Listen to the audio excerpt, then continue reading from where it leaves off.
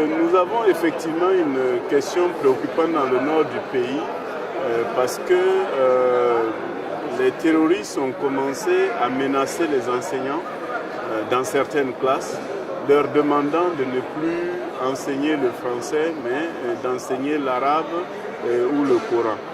C'est un fait que l'État burkinabé a pris très au sérieux. Il y avait eu d'abord des menaces et puis le 6 février dernier, nous avons eu l'assassinat d'un directeur d'école qui a quand même créé un vrai émoi au niveau de la communauté éducative. Et d'ailleurs, c'est l'occasion de je saisis l'opportunité de votre micro pour rendre hommage à cet enseignant-là. Mais au-delà de ce qui est arrivé, cette question du terrorisme a pris une certaine ampleur dans la sous-région, malgré tous les efforts que font les pays. Je vais parler du Mali, du Burkina, du Niger. Aujourd'hui, je crois qu'il faut un sursaut des communautés.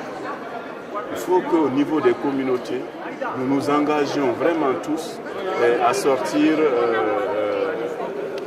de cette situation-là, en collaborant avec les forces de l'ordre, afin que nous puissions réduire l'impact de ces gens.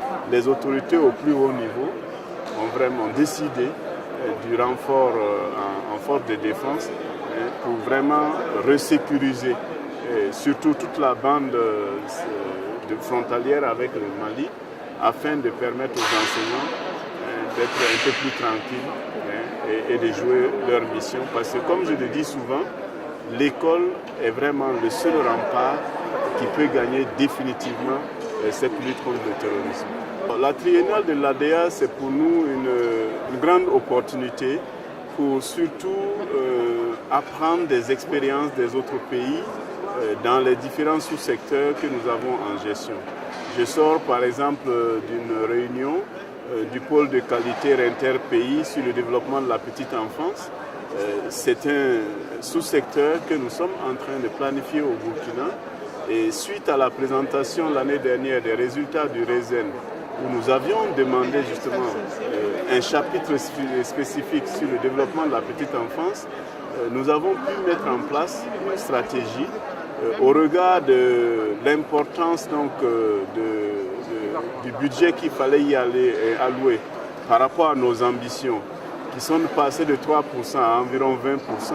Nous avons pu convenir avec les experts d'une stratégie qui est de ne créer qu'un seul niveau de préscolaire dans nos établissements primaires.